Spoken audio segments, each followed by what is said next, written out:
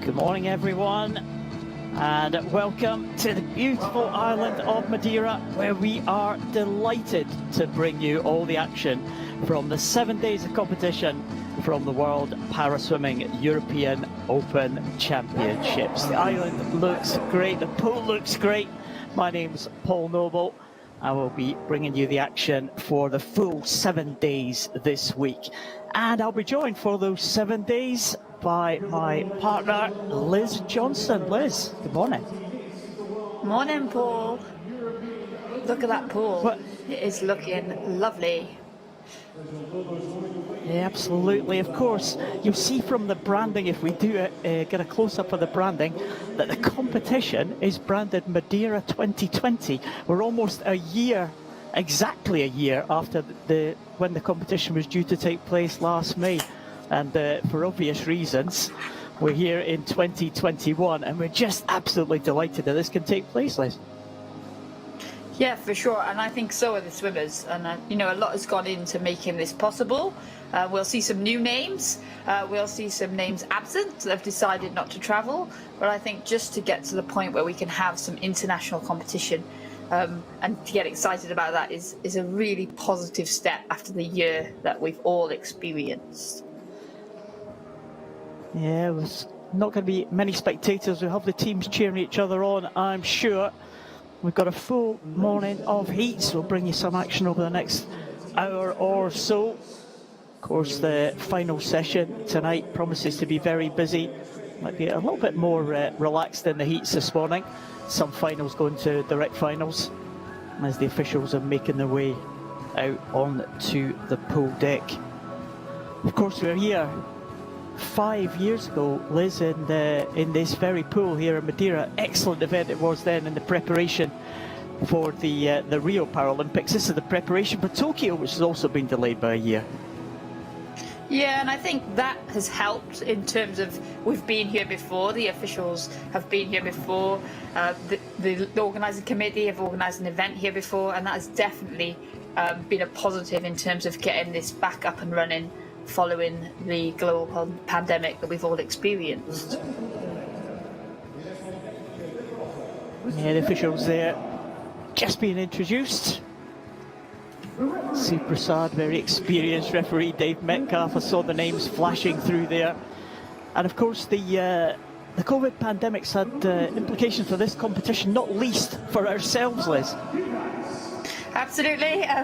Might sound slightly different to normal, so we'll apologise in advance, but we are actually bringing you these pictures and our voices from back in the UK, and we're not even in the same place, are we, Paul? So we're not. It's a new experience for everybody, but I'm just glad that we get to watch some swimming. So. Exactly, and the technical experts have worked wonders trying to get us to link up all together, so hopefully it's working okay, and hopefully it's sounding okay for everyone at home. It's going to be an excellent 7 days of competition. It always is. As Liz said, we're going to see some new stars emerging as we did. A lot of the European countries use this to kind of blood their youngster, didn't we? We saw it in 2016 when we were back here in Funchal, and a lot of the people who actually made their debuts there went on to compete in the World Championships and were very successful in the last World Championships back in 2019 in London. Yeah, and I know, I think we'll see a lot of, like I said, new faces and new events. Again, we're starting off with a 100-metre breaststroke event, and we'll see a lot of athletes swimming the breaststroke events here that maybe we're not used to seeing, because there is a round of international classification going on, and everybody needs to be observed in every stroke when they're racing. So if you see people in the breaststroke events that you're not used to, not that familiar with in those events, that will be the reason for that. But it is exciting. We could potentially see a lot of new stars who have benefited actually from having an extra year, and I think that's the thing, is this year has been so different for so many. We'll see some athletes who maybe wouldn't have been here this time last year, and they've benefited from having that extra year of training, extra year to mature. And then obviously we'll have those other athletes who maybe have chosen to sit this out because they're at the other end of their career and they need to conserve as much energy and home training as possible. Yeah, that's right. It's going to be ups and downs for a lot of these swimmers First event is coming out onto poolside. It's the men's 100 breaststroke SB9. And Dmitry Grigorev, very highly experienced Russian athlete.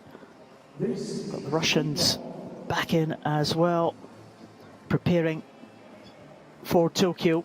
Full lineup for this one: Ariel Enrique Shrek Martinez goes in lane 2. Tanik Strasik from the Czech Republic in 3. Dmitry Bardasinski in 4. Dmitry Grigorev in 5. The 2 Russians in the centre lanes there. Leo Latimaki, he goes in lane number 6, and Hugo Didier from France goes in lane number 7. 2 heats in this one. It's the top 8. We will progress to the final this evening.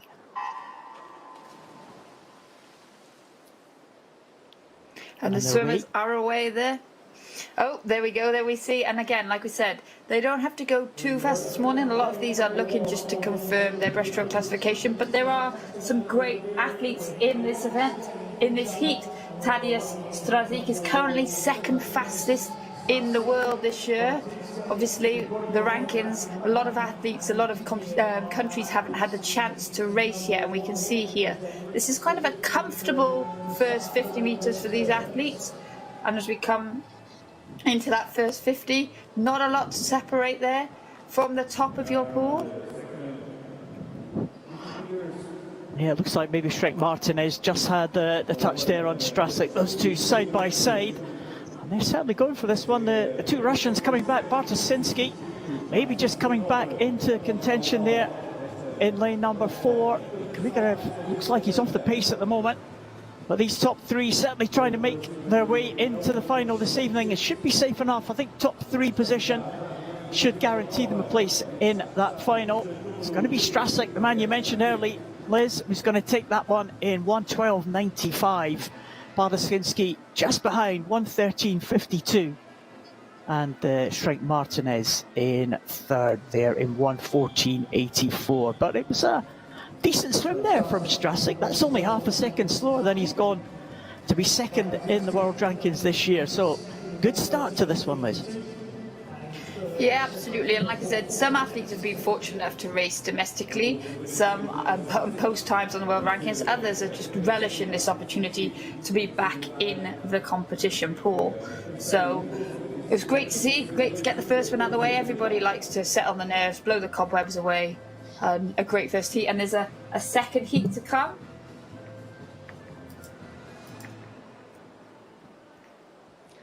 Yeah, there's a pretty even start there. This is the SB9 class, of course, the swimmers with a minimal impairment.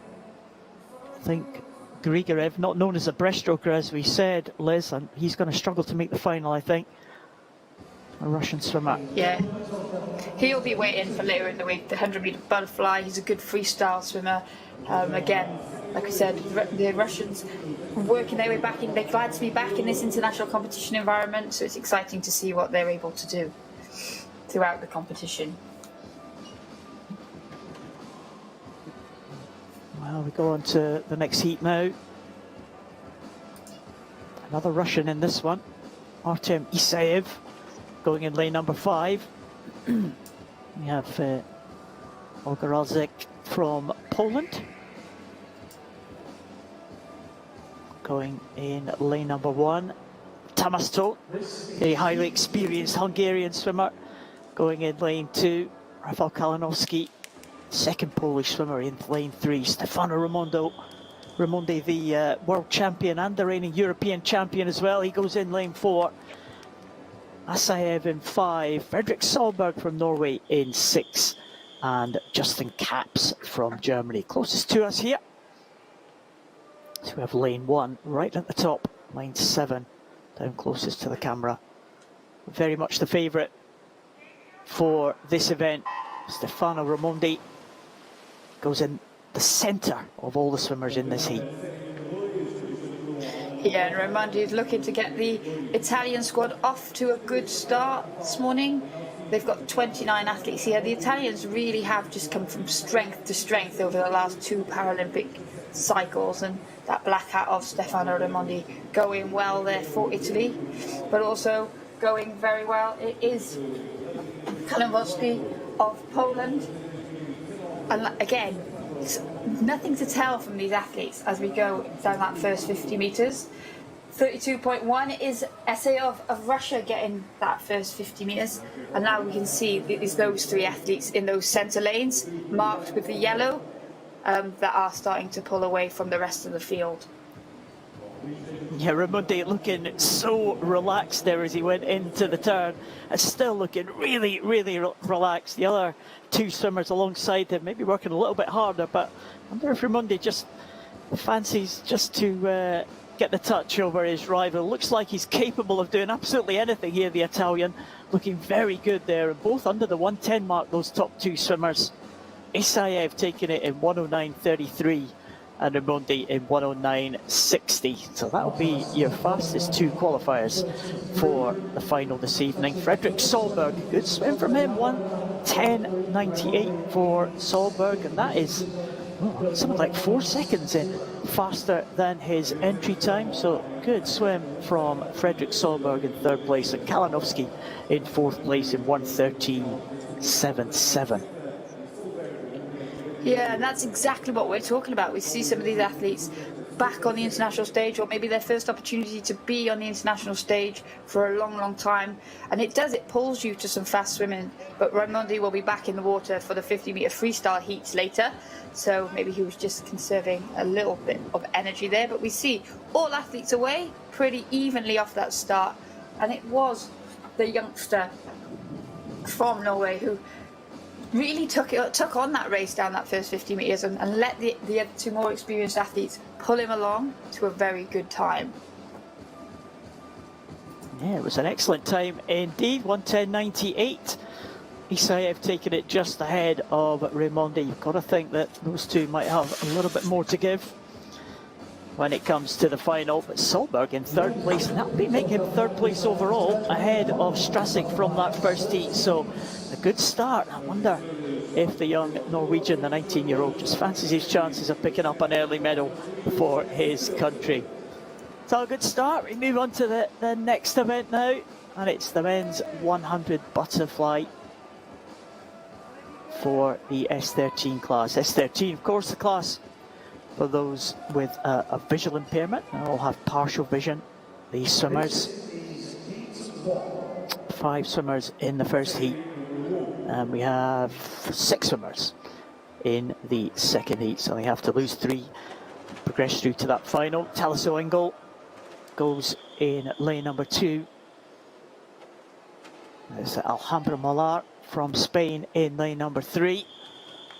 2 Ukrainians in 4 and 5. Sverchenko and Garashenko. No one in 6, but Kilian Portal in lane number 7.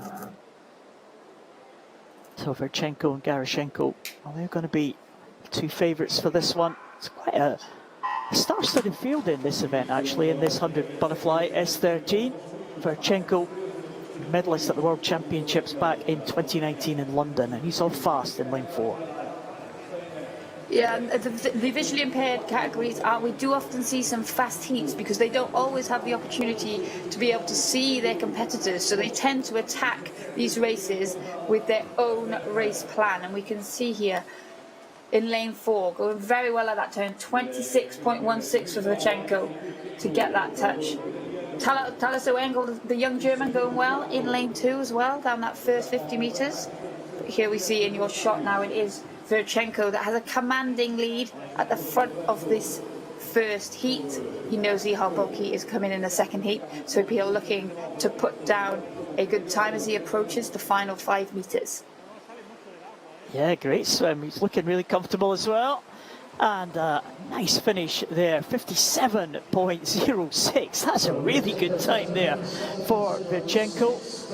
And that just puts him second in the world rankings this year, behind the great ER Boki we will see very soon. But Sverchenko will be very pleased with that. That's faster than he went in the final of the World Championships 2 years ago in London. I'd be delighted with that one, 57.06. Garashenko, his countrymate, follows him home just under the minute, 59.9. And Alhambra Mola from Spain, 102.25, gets that touch ahead of Talasio Engel. That might be vital when they come to decide the finalists, Liz. Yeah, we're used to seeing some really close races in this S13 category, and so it does sometimes come down to the touch for the heat, but there was no doubt about the winner there, Virchenko, going quicker than he's been all year. I mean, the Ukrainians experienced quite a fast in domestic competition, and he's built upon that time. He's gone half a second quicker almost than he's been this year. So, and he looks fresh. He looks happy. I bet he's going to go quicker tonight. He certainly does look happy, doesn't he? Hey, he's absolutely delighted with that one. 57.06, and no wonder. It's an excellent time for Virchenko and Garashenko under the minute as well. Those two should be safe for the final. Well, yeah, with 6 in this second heat, they will be safe for the final. The other ones are going to have to wait on the results for this one. And we are due to see the great champion, Ihar Boki. It's his 5th European Championships, this one, actually, Liz. It's hard to believe. 19 gold medals at the European Championships so far, and 2 bronze. I find it really hard to imagine a race where you don't see Ihar Boki's name. What will S13 swimming be like then? Who's going to take the reins? Well, Virchenko has stamped his mark on that first heat. Are we going to see Ihar Boki do the same in the second heat? Line-up for this one: Rasmus Linos from Greece in 2, Romana Galikov from Kazakhstan in 3, Ihar Boki, Belarus in 4, Alex Portal in 5 from France. We saw close up there Juan Ferron Gutierrez from Spain in 6, and Adrian Jastreski goes in lane number 7. But Ihar Boki, well, he is the supreme technician, the supreme competitor, looking great already. Absolutely, Ihar Boki is the man with the target on his back. Everybody's chasing him down. You can see he's coming in to the 50 metres in the lead. 25.6 for him, but Alex Portal from France, 26.82. He's turning second in that white cap, just 1 lane closer to us. He swam in Sheffield at the World Para Series, and he was swimming best times there. So he's going to be coming into this meet with confidence, but he will be having to chase down Ihar Boki, who's looking very comfortable here as we go past that final 15-metre mark. Great swimming as he comes into the flags. Well, here he is. He's going to spot this finish absolutely perfectly. 54.63, and that is only half a second outside the world record that he set back in the Rio Paralympics. Boy, could we be seeing something special from Ihar Boki this week as his first swim within a second of the world record mark. Wow, 54.63. It was bang on world record pace at the halfway stage as well. But, well, you said, Liz, he had the target on his back, but that target is quite far down the pool for some of these swimmers. It looks like he's going to dominate this one. Yeah, absolutely. Ihar Boki there. You can see in that middle lane the strong, the tall figure of Ihar Boki. He swims a very busy program, but he is incredible. And in London at the World Championships last time out, when we saw some international competition, he was swimming well, but he just kept missing his record times, and I know he was disappointed with that. So, with another 1.5 years training under his belt, who knows what's possible. As a result there, Ihar Boki takes that one by almost 3 seconds. An incredible time there, 54.63. Alex Portal in second, and Galikov was medalist at the World Championships, the Kazakhstani. Of course, Kazakhstan, not in the European region, but this is the European Open Championship, so we will see swimmers from out with Europe taking part in this one. There are European Open medals if they do hit the top 3 spots. Yeah, and go on, Paul. Bring in those results. Well, there's a summary. We did think that Alhambra Mola and Talasio Engel might just be a vital touch for the Spanish swimmer, but they both made it in 7th and 8th position. Erasmus Lignos from Greece is the man to miss out, but only by 9/100ths of a second. So we said it, Liz, small margins but getting through to these finals, and that man from Greece unfortunately just missed out there. But Ihar Boki, one to watch when we come to the finals. Yeah, for sure. And now we'll move on to the other end of the pool. It would be the men's 50-meter freestyle S5. There's 2 heats, and as I was about to say, that actually a lot of the nations that aren't part of the European region will look to use this competition as an opportunity to post qualifying times for Tokyo. That's what I was going to say, Paul. That's good. Good information, Les, as always.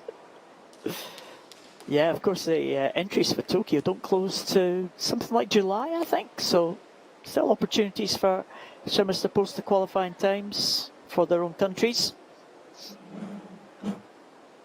So we move up to the other end of the pool, one full length of the pool for these swimmers. Batula Roglu goes into the top. Kabashev for Ukraine in 3, Bocciardo in 4 for Italy, Kubasov Russia in 5, experienced Sebastian Rodriguez of Spain in 6, and Zapatakis from Greece in 7. Ranger starts here, Liz, it's the S5 class.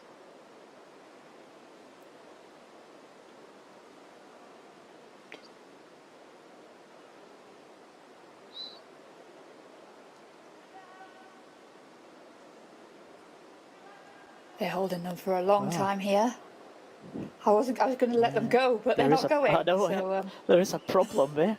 Well, we're kind of conditioned to be quiet for the start as swimmers, aren't we? Yeah, I know. Yeah, but you're absolutely right. There's a range of starts, and we see quite often Francesco Bocciardo starting in the water, and also next to him, Alexei Kabashev opting to start in the water. Some of these athletes feel that actually they get up and into their strokes quicker if they just come off of the wall and start using their arms, whereas depending on your impairment, depending on your height, depending on your strength, sometimes it's better to use that momentum off the wall, which is what we'll see from Sebastian Rodriguez in lane 6.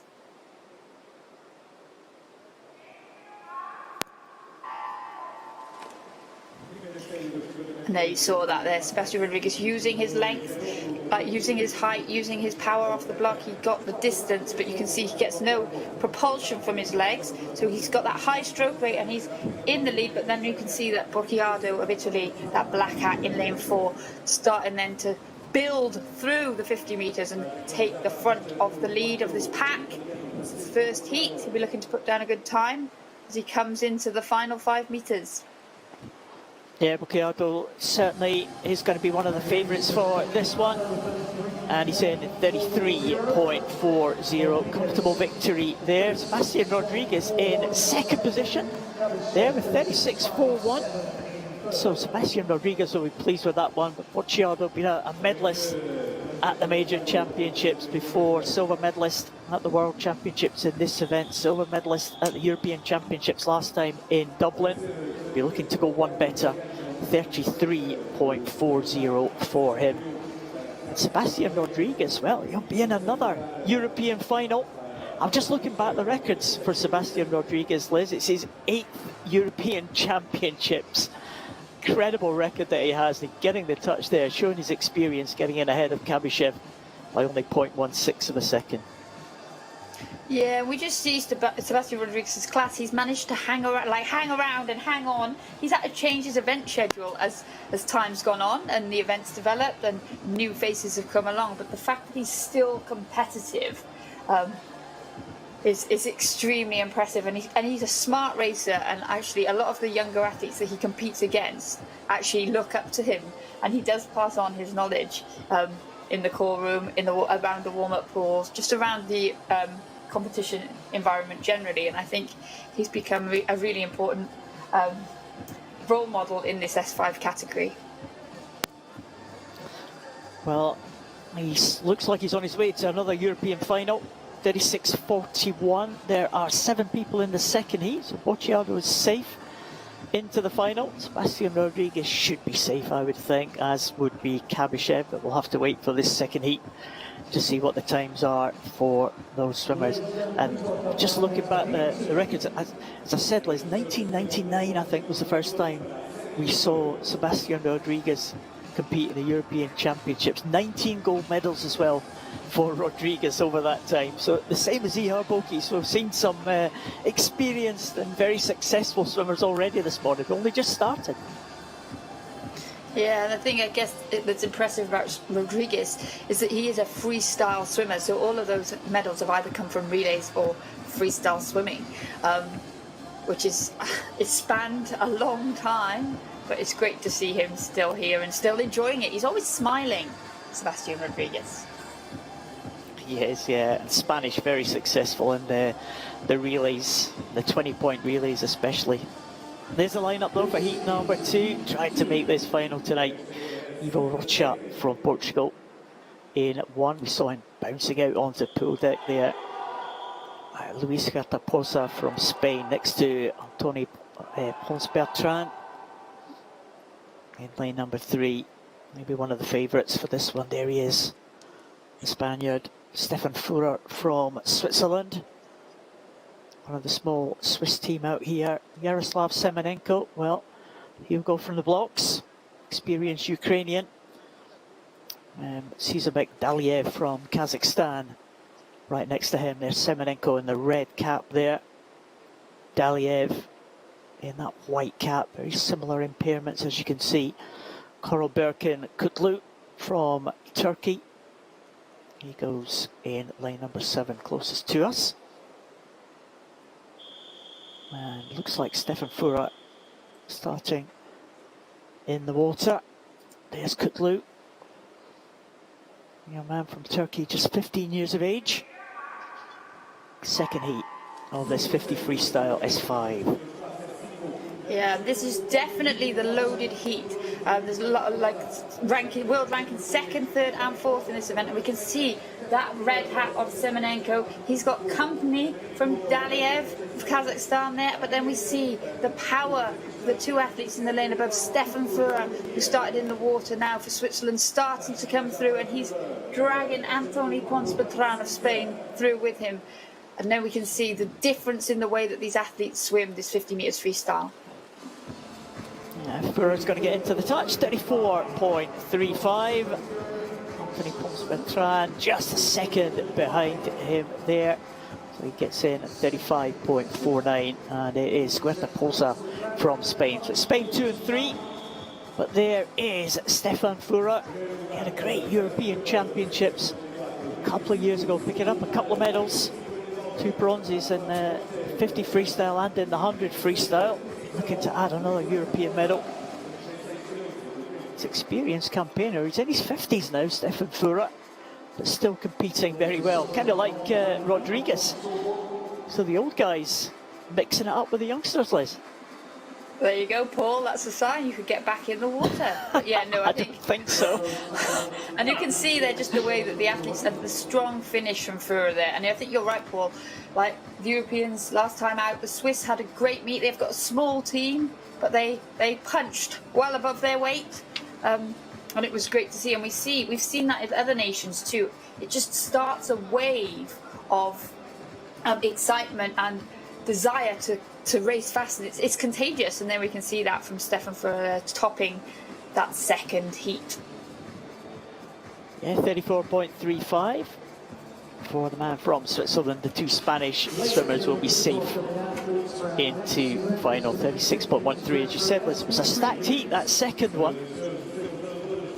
So apart from the winner of that 1st heat, Bocciardo, quite a number of people that have moved up in position there. I think Daliev was the last man to make it. Semenenko, I think, has missed out on that final. Well, that's a shock, because you thought Semenenko would be kind of nailed on for that one, but he's going to miss out on that final, Liz. That's a shock. Yeah, absolutely. I think for Daliev, who's considerably quicker than his time in Sheffield just a month ago. So, and we said that sometimes it's those newcomers, or they sometimes creep up and they put in a good time, and there it is. And in a 50-metre freestyle, it can come so close. But Paul, there it is in that shot in lane 8. I know you've been looking forward to seeing this heat. Yes, indeed. Xavi Torres. Yeah, Xavi Torres, the experienced man. A great friend of mine, Xavi Torres. I've known him over the years, and I was really surprised to see him taking the start in this European Championships, because his last event, I think, was London in 2012. He's decided to make a comeback. There's 4 Spaniards in this heat. Of course, top 8, of course, will progress to that final. But Xavi Torres, the man who first made his debut at European Championships back in 1991. 1991, Les. Wow. And he's back again. He's a real star in Spain, especially in his home island of Mallorca. It's great to see him back in the pool. Well, I'll line up for this one. We're using the lane 0. You only have to drop 1 swimmer. Ariel Marjar at the top. Ivan Fernandez in lane number 1. Manuel Martinez in 2. Dadon from Israel in 3, Morelli, Italy in 4, Zhdanov in 5 from Russia, Ernhofer from Austria in 6, and Salinas Martinez from Spain in 7, and Xavi Torres in that bottom lane in lane number 8. Yeah, and there you can see that black cap of Ephraim Morelli, who's really starting to get a grip on this event in recent years. He was the world champion in 2017 and in 2019, and he is the reigning European champion. So he is the man to beat. And here we can see him going very well. Like you said, there's 1 swimmer to drop here, Paul, and it is those 2 black caps in the centre lane that will take out this heat this morning. Yeah, Morelli will take that one, Zhdanov. They've come against each other in the past. You're in that rivalry there. Xavi Torres looks like he's going to make it into the final as he touches right at the bottom there. So Zhdanov with Ernhofer in 3rd position. Looks like 4th is Dado. Martinez in 5th. Salinas Martinez in 6th and Torres in 7th. So it looks like all the Spanish swimmers might have just sneaked into that final. With Ariel Marjar maybe the man to miss out. We'll wait for confirmation of that result though, but Ephraim Morelli, as you said, Liz, very dominant in recent years. He has won the last 2 European Championships, the last 2 World Championships, and another one of these Italian squad that has kind of really taken world para swimming by the scruff of the neck. The Italians have had a fantastic last decade, you would say, wouldn't you? Just go from strength to strength. Yeah, and we see that a lot, you know, like a lot of nations, they'll start building and it'll be a lengthy process, but when it comes to fruition, they just seem to be everywhere. And I think that's exactly what the Italians are doing. They've got great strength and depth in both genders, in all classifications and across a lot of events. And I think it only takes 1 or 2 victories or successes to spark that sort of rush.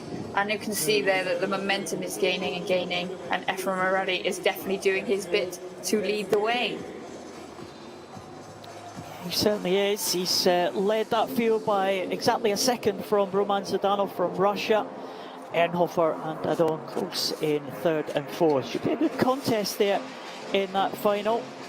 And the 4 Spanish swimmers will be delighted to make that final. There's only one heat there. Just had to lose 1 swimmer.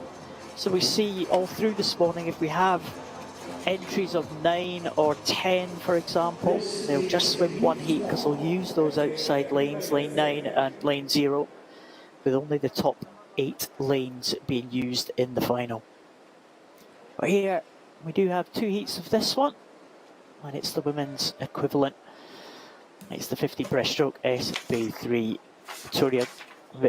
Veronika Gorenko from Israel going in lane 2. Dominika Mikova in lane number 3.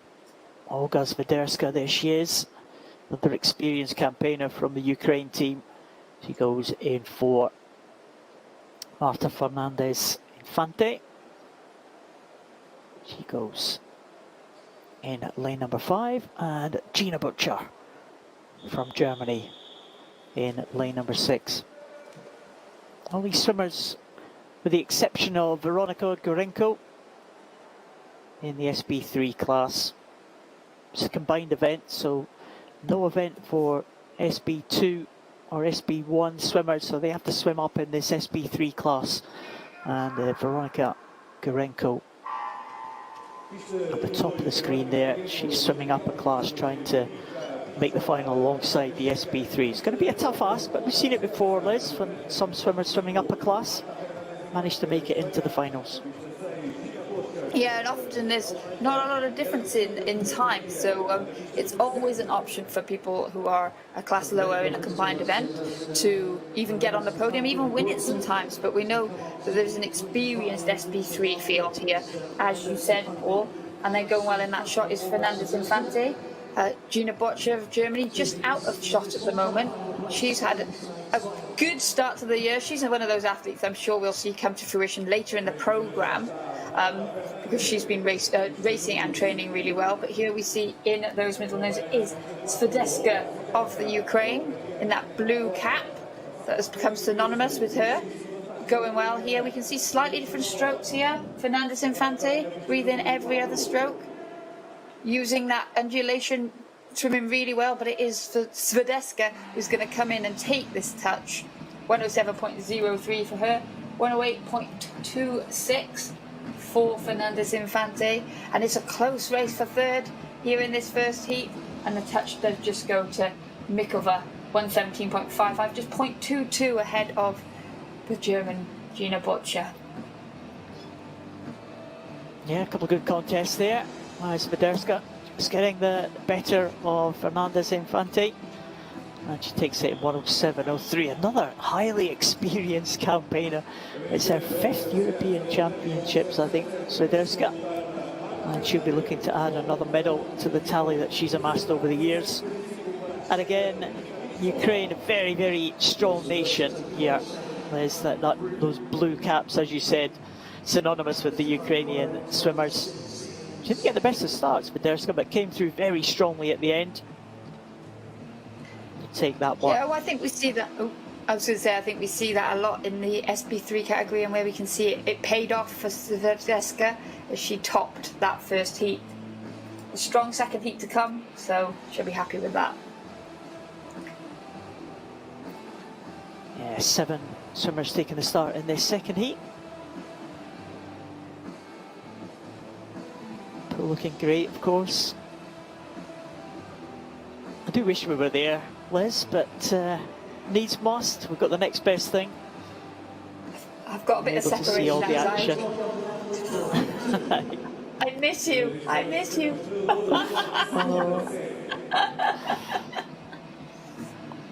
Let's hope we can all. Normal service can be resumed very shortly, but you know, with all the restrictions in place, all the protocols that IPC have set, it's only the essential people that have to be there at the poolside to make this event happen. Swimmers come out for the next heat. Zofila Gabdelina, another name we'd be familiar with. She goes in lane number 1, Kazakhstani swimmer. Alexander Stamatopoulou from Greece going in lane number 2. Ariola Trimi from Italy goes in lane number 3. Marina Verbova from Ukraine in 4.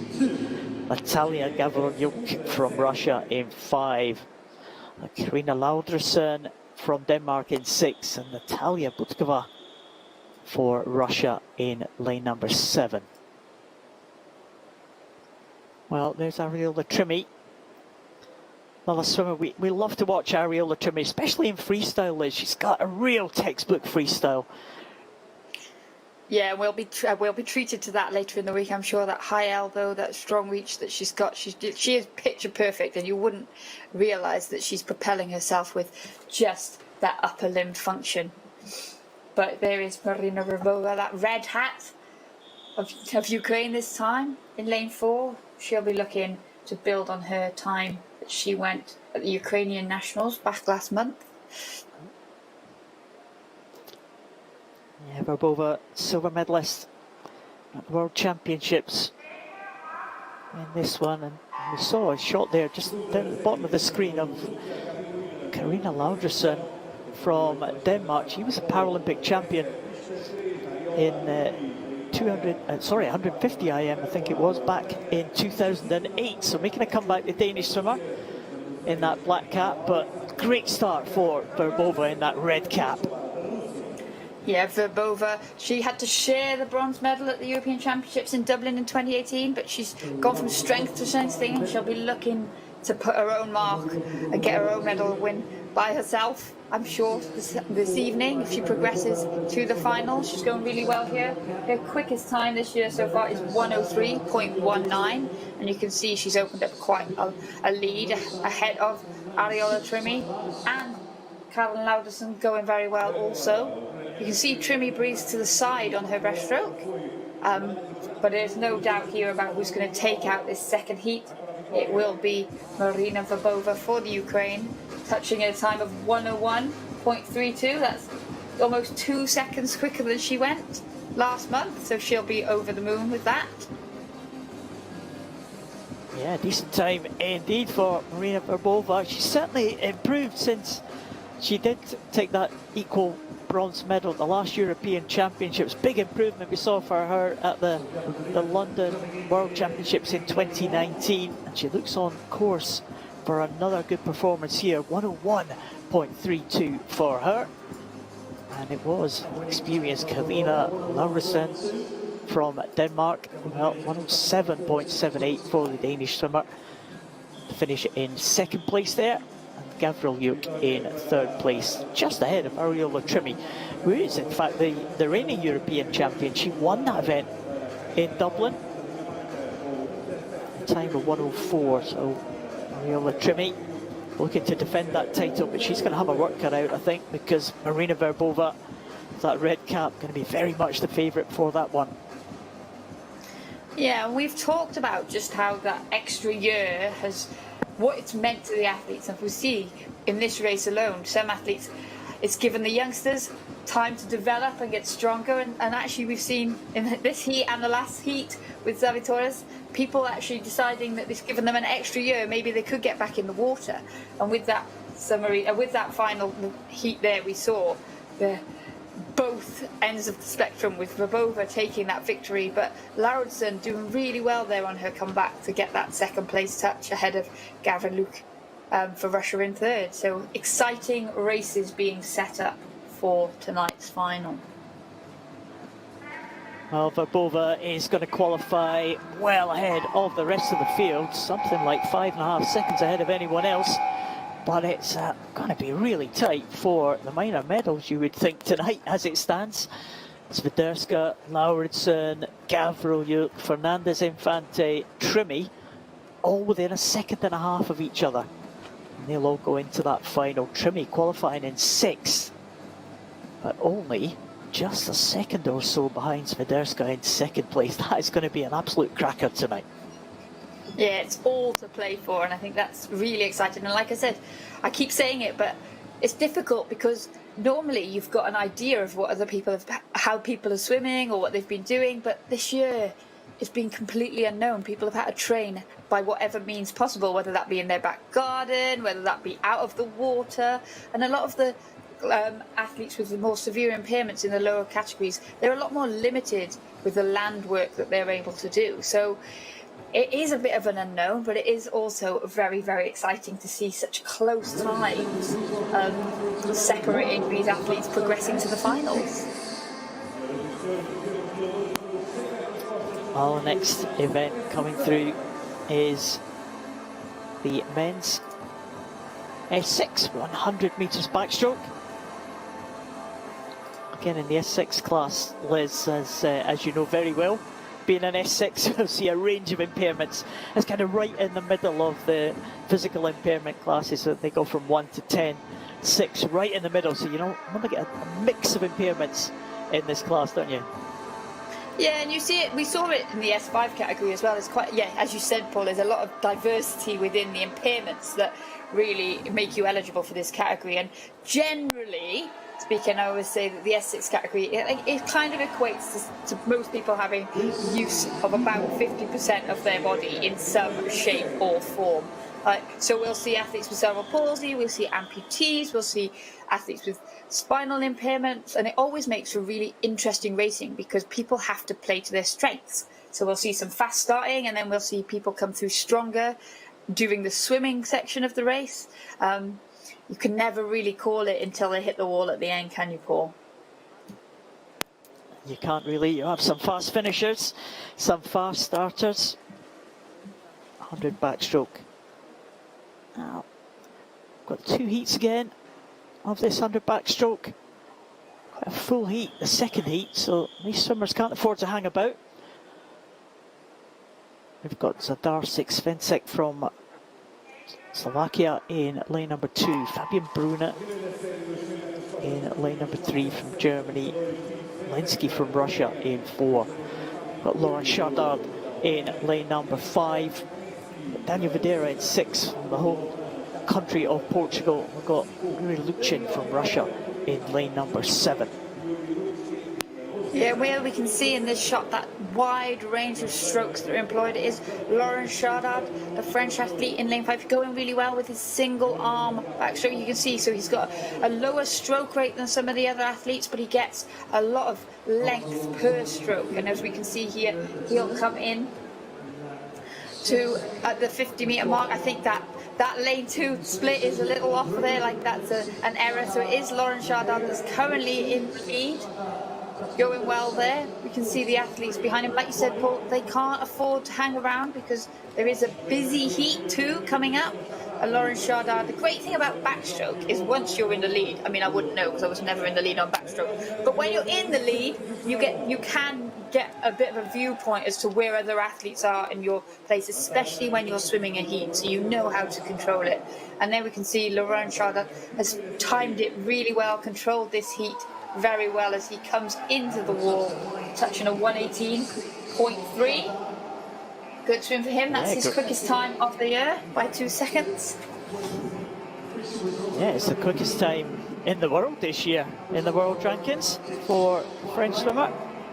So for around about a second, so he was well ranked in the world rankings before this event took place, but he's right at the top of those rankings now. 118.36 for the French swimmer. First saw him at the World Championships back in 2019. Followed on by Fabian Brunner from Germany, 121.90, and Daniel Madeira from the host nation of Portugal in 3rd spot, 121.98. But it was a good swim. It looked, he took that out, certainly. He wasn't messing about in that heat. An excellent swim there from the French swimmer. The French have got, again, they've got a relatively small team, but no, they've got some real quality in that squad, haven't they? Yes, absolutely. It's an example of another squad that have actually kind of had a new wave of athletes come through in the last Paralympic cycle. So it's exciting. They're all young in terms of their para swimming experience, and you thrive on that, and you can see there Laurent Chardard just building on his experience from the World Championships back in London. Finished 4th there, so to swim well this morning. There's another fast heat coming second, but there we can see he is confirmed at the top of those results for Heat 1 in that world leading time. Yeah, 118.36, close for second there, just 8/100 separating Fabian Brunner and Daniel Madeira. And should be enough for them to make the final, but we'll have to wait for that second heat. Only the top 8 to make that one, so keep an eye on that time, 121.98 for the Portuguese swimmer. Be hoping that 6 swimmers in this second heat don't go faster than that one. Second heat just about to come out onto poolside. Radomir Pachak from Slovakia going in lane number 1. Antonio Fantin from Italy in 2. Adam Jabadi from Hungary in lane 3. Dino Sinovcic, the reigning world and European champion, he goes in lane 4. Croatia. Andrei Granichka from Russia in 5. Alexander Komarov from Ukraine in 6, and Patrick Flanagan from Ireland in lane 7. And the Sinovcic we saw there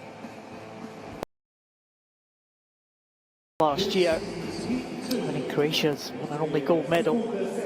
He won in Dublin in 2018 as well, hoping to retain this European title. I'm hoping to complete the set, I'm sure, in Tokyo. Looks like he might be the man to beat. There's Pachak in lane number 1. Making made his debut in Dublin. It's his second European Championships.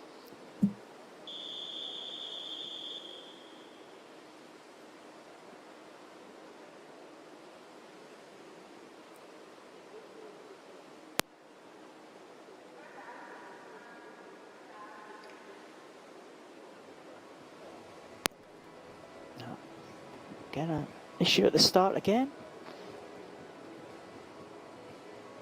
It's quite complex on a backstroke start. So much to consider. Some athletes use the wedge that you're allowed to put in the water. Some choosing not to. You can see there Antonio Fantini of Italy. He has opted for the wedge. It's just the officials have to make sure that everyone's feet are still in the correct positions and you are more facing towards the wall, so you can't be over that halfway mark facing when you're. So that we can see a great underwater shot there of the way in which different athletes place their feet on the block. We can see a lot not using the wedge. You can see Patrick Flanagan closest to us for Ireland in lane 7. And again, now we can see athletes getting away. In the first heat, we saw Lauren Chard use a lot of that underwater. A lot of these athletes have lower leg impairment, so they've got up and straight into their strokes. You can see that black hat of Antonio Fantini going well, but it is, as you would expect, in the centre lanes. Dino Sinovic leading them out down this first 50 metres. He will have watched, he will have seen that time from the first heat, and he'll be looking to respond to that this morning as he comes into this 50-metre turn with a split of 37.0. Long and rangy stroke there from Dino Sinovcic.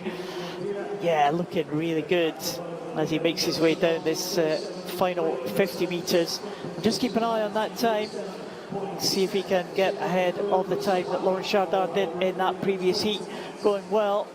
2 lanes up there is Fantini, the Italian, who's had a cracking last few years since he first burst onto the scene back in Mexico in 2017. But it's going to be Sinovcic, and this is going to be an excellent time, I think. Just faster than Chardard. So 1:17.70 for Dino Sinovcic to take that one. And that will be the fastest time this year, Liz. Absolutely. We said there might be a response came in from the second heat. You do get an advantage if you get to go in the second heat. You've got the option of deciding what tactic to employ a lot of the time if you have the luxury of being one of the faster athletes. But obviously there, Sinovic decided not to hang around. He decided he wanted to respond, and respond he did. Fantastic time for him, 1:17.1. Rapid.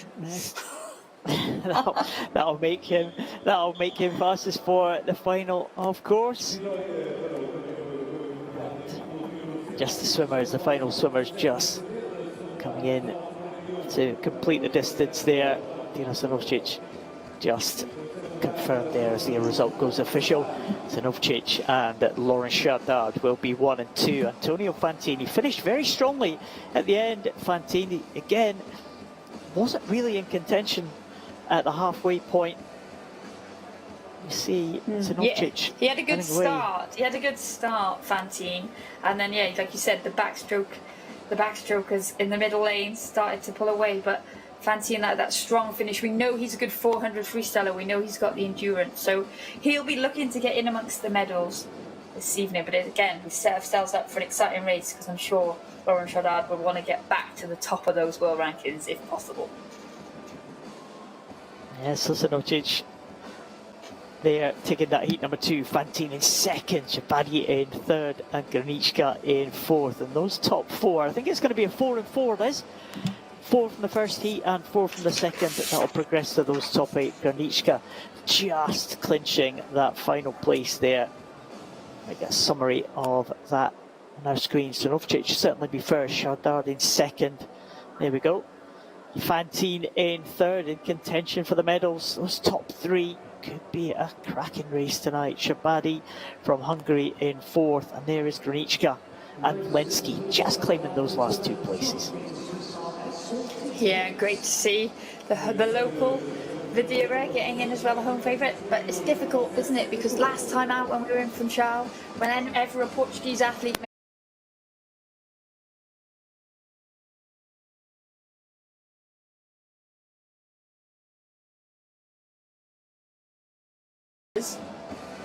so you'll have to be imagining that noise. People be cheering for the TV, I suspect. I know, it was a cracking atmosphere, wasn't it, in Funchal back in 2016. And I think the Portuguese, I do remember the first medal that the Portuguese got. David Graxa from Portugal took 2 medals there. I think he was the only one from that country that took it. And yeah, as you say, Liz, great atmosphere in the pool. Well, the next event, though, men's 200 freestyle S14. 2 heats for this one. The S14 is for athletes with an intellectual impairment. We have Kim Kyongbin from Korea in lane number 1. We have Andrea Luiz Pinto da Silva Filho in 2 from Brazil. Nader Khalili from Finland in 3. Ashislev Emiliantsev in 4 from Russia. Misha Palazzo from Italy in 5. Andrei Shabalin from Russia in 6. Gabriel Bandeira from Brazil in 7. Well, the S14 class, 4 lengths of the pool for this 200 freestyle. And 2 Brazilians in this one, 1 Korean. And they've made their way to this European Open Championship. This one of those Brazilians has that early lead, Bandeira. Yeah, there's a lot of depth in these 200 metre freestyle S14 events. It is the longest event in the S14 programme, and that you never quite know what tactics are going to be employed, because that is one thing that the S14 athletes do struggle with, is pacing and tactics. And over that 4 lengths, they can be vital. We see a lot of athletes go very fast down the first half of the race. We've seen that here from Bandeira, the man from Belo Horizonte, turning in 57.75, and often then we see the race change hands during the last stages of the race. The Russian athlete Emiliantsev, he was the world champion back in 2015. He burst onto the scene there, ripped up the record books in the S14 category, and he looks like he's going very well in that white cap. For Russia as we come into this final turn, but it is still Bandeira with a lead of 127.9. Just down a good time and a good heat and get that experience under his belt.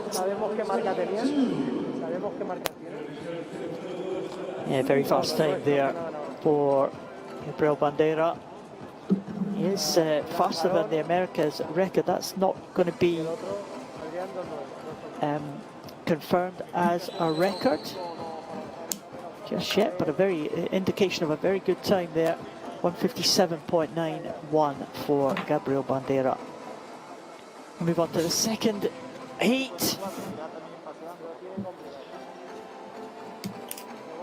And another Brazilian in this one. Brutos de Oliveira in lane number 1. We have Adrian Longaron Carreros from Spain in 2.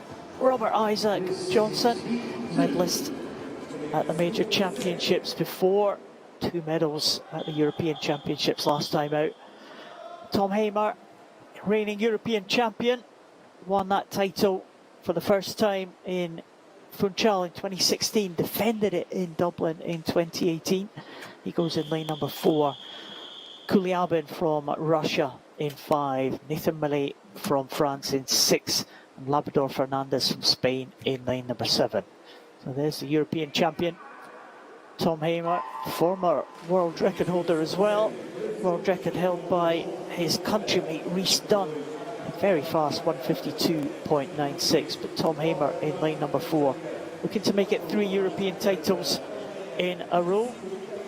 Next to him, Kuliabin and Isaac Johnson in lane number 3. Yeah, getting a good start there. It is Kuliabin of Russia. But we've said about the S14 athletes, they have different ways of racing this, and I know Tom Hamer has worked very hard over the years on working on his pace, because he was one of those athletes that used to go out so quickly and then sometimes just get caught at the end. And we can see there that was a controlled first 50 metres for him, and he's already back to the shoulder of Kuliabin. First outing internationally for Thomas Hamer for a long time, so he's going to be looking to stamp some authority, check how his training during the pandemic has been going. And again, it's interesting, just 8/100ths of a second separating the two athletes in those centre lanes marked by the yellow lane lines. As we go through that first 100 metres, they will have seen the Brazilian athlete in the first heat post that strong time, and they'll be looking to respond to that. But it's always nice on these longer events when you've got someone to keep you company, and we can see Tom Hamer there breathing towards the Russian athlete, just one lane closer to our screens. And as we come into that final 50 metres, it's now down to 2/100ths of a second, that gap, with Johnson of Iceland in the 3rd position at the moment. Yeah, it's a good race. Kuliabin looks like he is finishing stronger than Tom Hamer. Tom Hamer will know, I'm sure, that he's going to make the final with this one. Certainly the top 2 places, top 3 places are going to be safe enough, I think. But Kuliabin has summed this well. We're both medalists here. The last time the European Open was in Funchal. Tom Hamer taking the title and Kuliabin in 3rd spot. But Kuliabin takes the heat this morning. 2 minutes point 24 for the Russian. Thomas Hamer in 2nd place and Robert Isaac Johnson in 3rd spot. There, Johnson's time of 2:02.42, and that again should be fast enough to make that final. In fact, it's going to put him fairly high up, 4th or 5th place, I think, Robert Isaac Johnson. So the top 3 certainly safe into that final. And a good swim from Kuliabin. Looks strong there in that final 50 there, Liz. Yeah, he really took it out down that first 50 metres, and then he had company for the majority of the race, but he definitely had something left. We saw him go to his legs, start kicking. He definitely wanted to get that victory. As like we said, in the heats, people employ different tactics, but some people get a lot of confidence from knowing that they've got that pace if they need to go to it, well, when they need to go to it in the final. And so Kuliabin there, be really happy with that. It's amazing that the 3 eldest athletes in that race are only 22 years old, yet we feel like we've been talking about them for a long time, Paul. Yeah, indeed. Yeah, a lot of familiar names that we're seeing this morning. But as you say, yeah, incredible. 22 years of age for the oldest swimmers in that field. It was a good contest there between Tom Hamer and Kuliabin. But you see there, it was only 2/100ths at that point, but Kuliabin stretched away in that final 50. But again, does that give us any indication for the final, or anyone just keeping things under their hat to go a little faster tonight? Well, we'll find out a little bit later on. But Tom Hamer in 2nd place, the European champion. Mikhail Kuliabin will take that 2nd heat, and they'll both qualify comfortably for that final. Get the summary of the finalists. Gabriel Bandeira, well, with that excellent time, 1:57.91.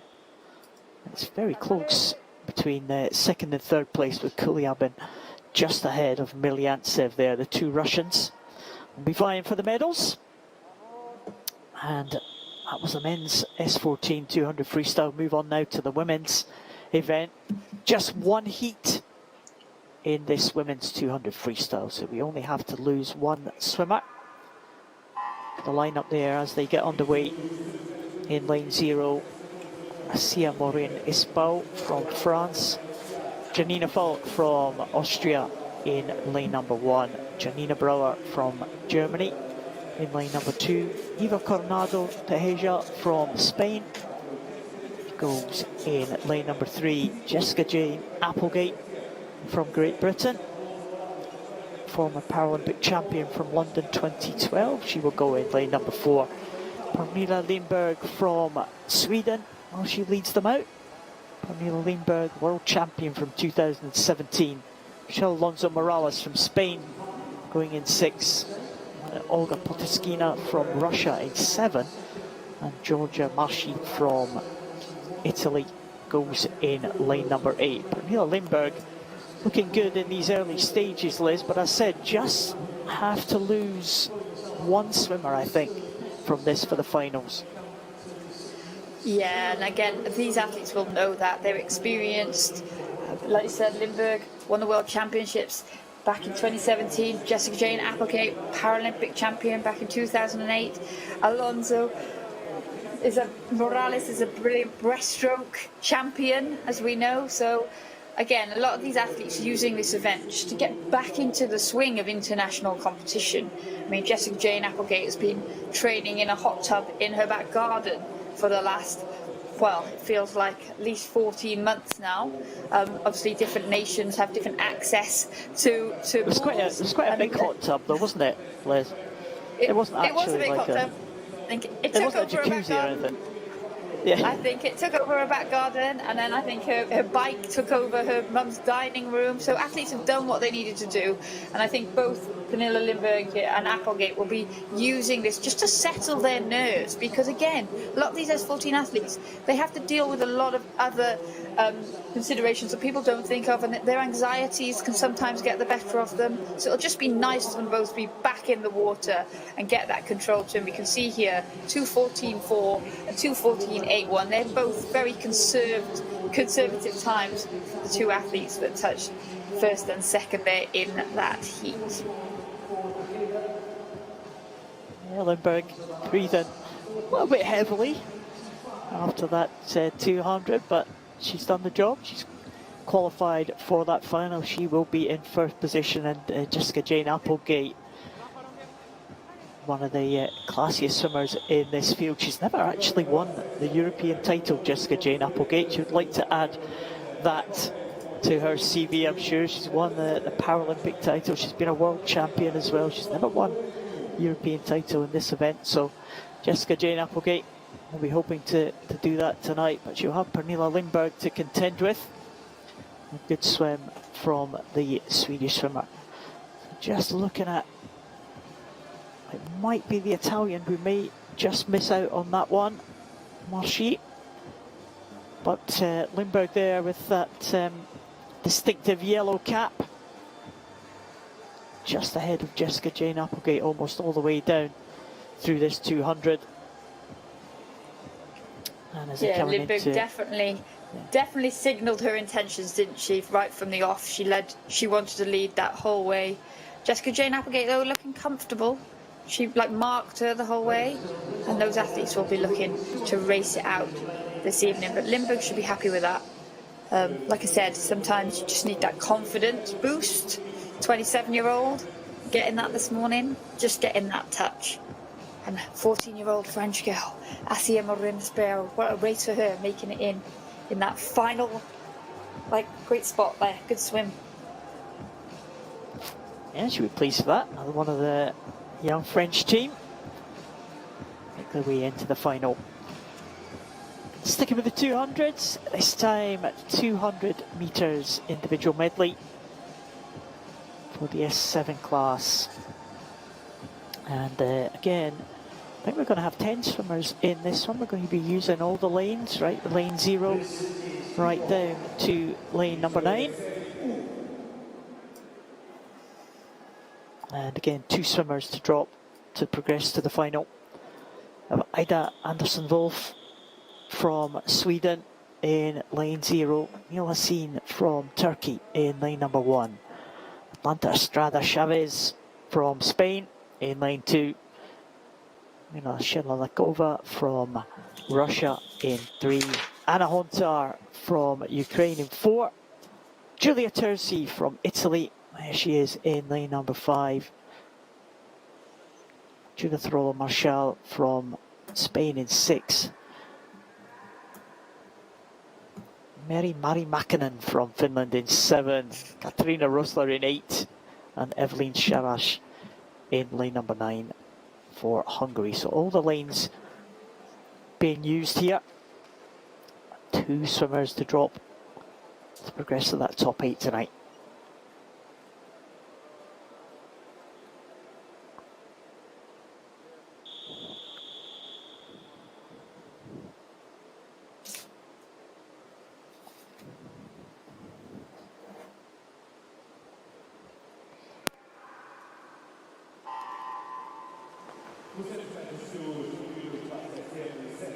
Again, we see a range of impairments in this SM7 category. All 3 European Championship medalists from last time out are in this race.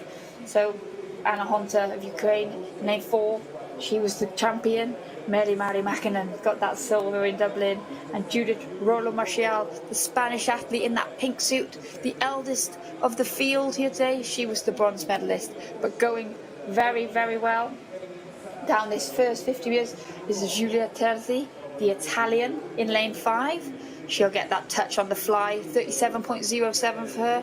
Anna Honta 2.63 seconds behind, and then Yolo Marshall going well in that 3rd position. And I think the exciting thing about a 200 meter individual medley, as we talk about so often, is every 50 meters they change strokes. So the butterfly, then onto the backstroke, then onto the breaststroke, then onto the freestyle. And so there's so much opportunity for people's impairments to play to their strengths. So we can see Anna Honta going very well on this backstroke leg. She's made up significant ground there on Giulia Terzi as we come into the final 15 meters of this backstroke leg. And so not only is it there your strokes, but your impairments, everything plays its part. And so often the breaststroke is a telling sign on this 200 meter individual medley. Terzi holding on to the lead, but just by 0.03 seconds now. That lead was slashed by Anna Honta. You can see Giulia Terzi, she breathes to the side in that black cap of Italy on the breaststroke, whereas Anna Honta putting that head down, breathing every other stroke, breathing forward. The white hat of Ukraine. The Ukrainians like to challenge us. In the commentary box, they wear different colour swim hats, but it's always exciting to see. And there we can see that great front-on shot there. Terzi just holding on to the lead in this breaststroke. Anna Honta going very well, as is Astrada Shafaz and Shelevkova of Russia. And again, we said there's a lot of Russian athletes who are young and exciting and really getting the opportunity to get back onto this international stage. So 16-year-old, we forget that Anna Honta is only 17 years old. In that, like there we see her just shadowing Julia Goetze as we come into that final turn. And it is Goetze still holding on to the lead. Terzi to just half a second in it now, but Anna Honta does have a strong freestyle. Can she pull anything back? But Shelkova had a great breaststroke there, and now we can see there's a battle on in those 2 white caps, the Russian versus the Ukrainian, but it is Terzi of Italy who's now starting to pull away as we enter the final stages of this race. Yeah, Terzi looking absolutely supreme here on the freestyle. Well, she was made her debut at the World Championships in 2019, picked up a couple of medals, and she is coming home here in an excellent time there of 3:13.30. So Terzi taking that one ahead of Anna Honta, who was, well, you would say the pre-race favourite, certainly the fastest entry time. But Terzi getting the better of Anna Honta, and that's a message sent to the rest of the field there. Shelkova in 3rd spot. Anna Honta just getting away from Shelkova in that freestyle leg. Coming in is Judith Rollo Marshall from Spain in 4th. Looks like Estrada Chavez is going to make the final as well. Finishing in 6th, Katarina Rosler from Germany in 6th. Sorry, Mary Mäkinen will make it. Former world champion, of course, back in 2017. Mary Mäkinen. This young lady had a very, very good swim there Giulia Terzi from Italy will be fastest into that final. And when she came on the breaststroke, Liz, I thought she'd just sneaked a look there as she came off the turn as she was breathing to the side. But then, yeah, I realised she was breathing to the side all the way down. So, you know, that's something we saw earlier from Ariola Trimmy as well. Giulia Terzi following that technique. Not something we see that often. No, but I think a lot of the athletes who don't have use of their lower trunk and their lower legs, they try to keep as flat as possible to minimise the resistance. Because on breaststroke, you can actually create so much resistance from coming up to breathe. And you obviously, typically, you would rely on your breaststroke leg kick then to push you through that resistance and move forward. So there we can see from this shot, by breathing to the side, you manage to keep your body flat and you reduce the amount of resistance that is created. And that held on, and then she just moved away on that freestyle leg. Because Anna Honta put in a really good back to breast leg of this medley, and like I said, so often that can be the deciding factor, but not this morning. And it's quite often you see that in para swimming as well, that, you know, someone comes to the major championship, they do some sort of innovative technique, and coaches take that back to their home programs and say, yeah, okay, let's try this, let's see if this works for your impairment. So we do see that quite a lot, and we see people kind of picking up on things that other people have used at the major championships in the past.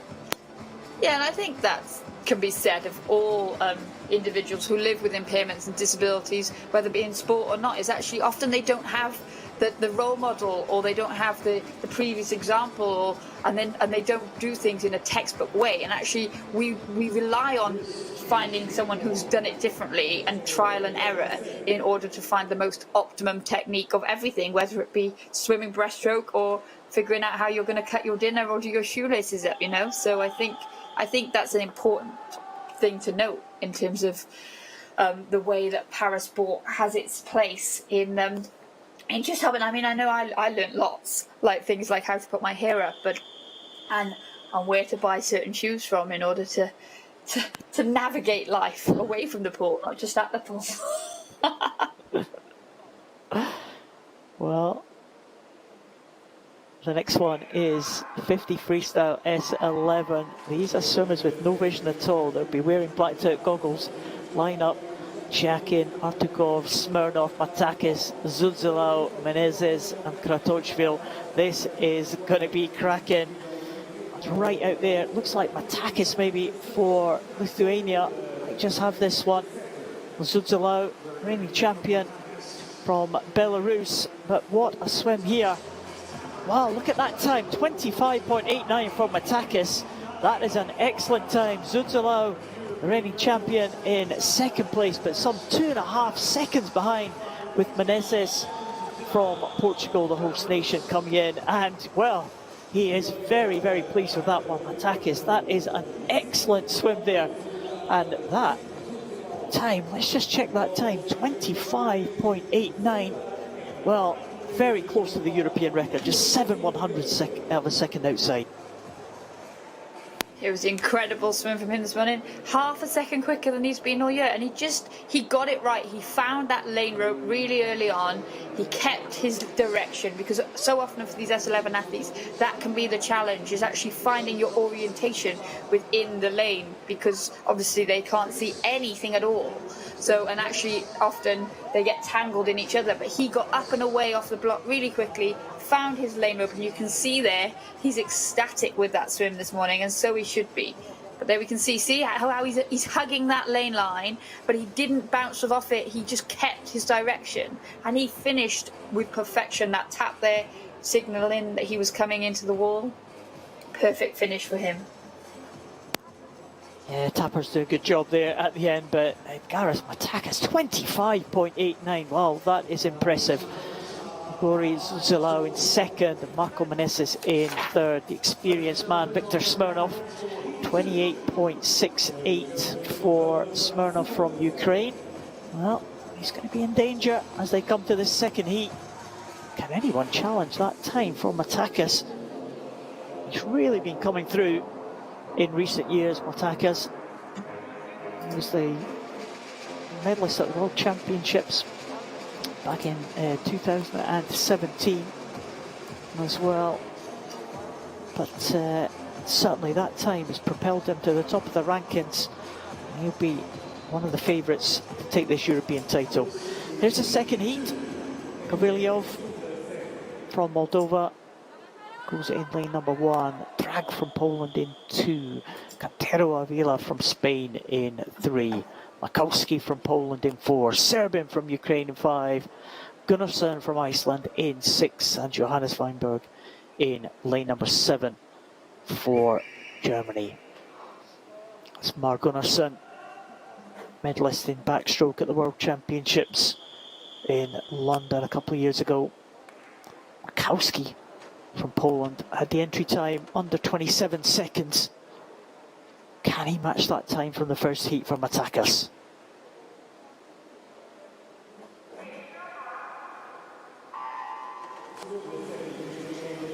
Well, there was a great start there from the Spanish athlete Cantero Elvira in lane 3. That black hat, his reaction time was good, but you can see all these athletes looking for the lane rope, and it is still the Spaniard Cantero Elvira going very well. But now comes Makowski of Poland in lane 4, and this is a tight race as we come into the final 5 meters.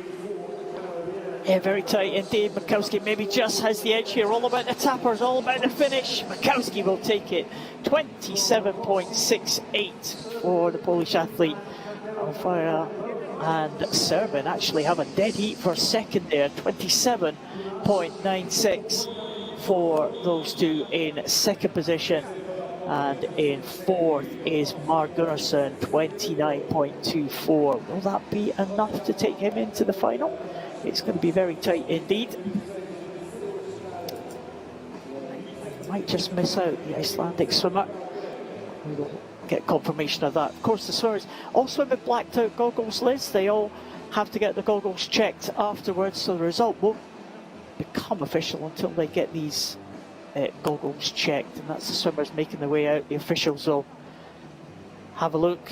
Colin Everson there, familiar figure, putting these blacked out goggles up to the light, just checking that there is no problems with that.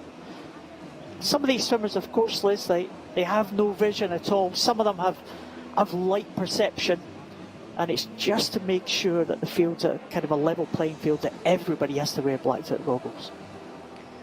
Yeah, and the athletes can actually choose, if they do have light perception, they can choose to stay in the S12 category and not wear blacked out goggles, but obviously there is a significant disadvantage to those athletes who maybe do have a little bit of vision. So it's down, there's so much trust involved in being an S11 athlete, because because obviously they can't see if their blacked out goggles are completely blacked out, so they really do have to put their trust in their tappers, their coaches, their support staff, their personal assistant, and I think yes, we see a lot of different ways of dealing with being an S11 athlete, and we see a lot of different swims, and then we see that Makowski came through very strongly at the end, but Cantero Elvira definitely profiting from that positive start that he had to take that second position in that heat. He was very quick off the blocks there, but so was Matakas, and Matakas will take an almost 2-second advantage into that final. Makowski in second, Cantero Elvira and Serbin equal third spot. Again, another cracking final in prospect. And the next event already behind the blocks, and it's the men's 50 freestyle S10. Again, this could be a quick one. Let's line up. Isaev back in the water again from Russia. Justin Kaps from Germany in line 3. Stefano Raimondi in line 4 from Italy. Bartosinski from Russia in 5. Kalinowski from Poland in 6. And Menciotti from Italy in lane number 7. Stefano Raimondi, the world champion, will be the favourite for this one. Goes in lane number 4. Another cracking start there. That kind of straight arm almost technique of Stefano Raimondi. He's being pressed by Bartosinski in lane number 5, and also Menciotti, his Italian teammate down here in lane number 7, but it is going to be Raimondi, 24.82. He will take that one comfortably, almost a second ahead of Bartosinski, and Menciotti in for 3rd place. Looks in good shape, Liz. Yeah. Raimondi, 2 swims this morning, and 2 comfortable victories there. Yeah, Raimondi there. He knows what he needs to do. Again, when you're in you've got 2 heats. If you can get that first touch, generally 9 times out of 10, you will be safe enough through to the final. I mean, obviously in swimming, it is the fastest 8 athletes that progress. So they can all come from the 2nd heat, but you make a calculated decision beforehand, and Stefano Raimondi there looked in control. He looked like he knew what he was doing. And Menciotti, his counterpart, got a really good start. The only athlete not to have already swum in that 100 breaststroke this morning was Stefano Raimondi, the world champion from London, cementing his place in that 1st heat. But again, we say it so often, there's a fast 2nd heat to come. Yeah, there certainly is some big names in this 2nd heat that's about to come out. Menciotti will be looking at that one with great interest. 25.80, is that going to be enough for him to make the final? Petrovic from Croatia goes in lane 1. Stanislav Popov from Ukraine into David Levesque, another one of the experienced Spanish team. We've seen David Levesque over the years take medals in this event. Maxim Krypak, Paralympic champion, he goes in the centre lane in lane number 4. Dmitry Grigorev won multiple medals at the European Championships back in 2014. The Russian in 5. Vaquero Areno from Spain in 6. And Jarno Tierens from Belgium in 7. Well, this will be quick. Maxim Krypak has already swum a world-leading time this year, and officially under the world record, so we know he's in good shape with that 23.04 that he has been. This world record has stood since 2012 to the great Andrei Brazil, and here we can see he's being pushed by Dmitry Grigorev of Russia as they come into this final touch, and it is 23.85 for Krypak. He pulled away in those final few meters. Such a strong athlete, and there he looks also very, very comfortable this morning. Wow, yeah, 23.85, and as you said, Liz, looks comfortable. It's almost a second ahead of Dmitry Grigorev, the Russian in lane 5, who's finished there in 24.81. But Krypak, well, looking to continue his great run of success that he's had at the major championships since he kind of came onto the scene at the Paralympic Games in 2016. And there he is, a decent start, getting a pretty even start actually with Grigorev. They were pretty close as they broke out from their dive there, but in the closing stages it was Krypak that just stretched away, and that is an excellent time, 23.85. Wow. Yeah, it's impressive to be able to accelerate like that in the final 5 meters of a 50 meters. You know, like most people, that's where the gap gets smaller. But he, like you said, he had company the whole way with Grigorev, and then he just like launched himself about like a whole second ahead, pretty much, in that final 5 meters. Well, it's the top 2 from that 2nd heat, who are ranked 1 and 2, but only Grigorev just 1/100th a second ahead of Raimondi. David Levesque will make his way into another European final for Spain. And the final swimmer to qualify was Jarno Tierens of Belgium. So the Belgian team will be pleased with his performance, and he progressed to that final tonight. I wonder what we are going to have for the women. It's the women's S10. And there's the lineup. Ochterra going in. Lane 0. Ralamalji, Hernando Santos, Renicki, Scortecini, Susanna Cowell, Emmeline Pierre, Benito de Tena and Francisco Castro. Big Spanish representation in this one. Centre lane, probably the favourite for this one will be Scortecini. Well, Susanna Cowell has taken medals as well at the championships, at the World Championships back in 2017. The Estonian, big medal hope for the Estonians here. And she's gone well in the early stages. Scotticini also there, just ahead of her, I think. Scotticini might just take that one. 29.35, just 0.1 of a second ahead of Susanna Cowell, who just hung on pretty well there right up until the end. But Scotticini showing her class, and she comes in at 29.35. Susanna Cowell will be pleased with that one. 29.48 for the Estonian.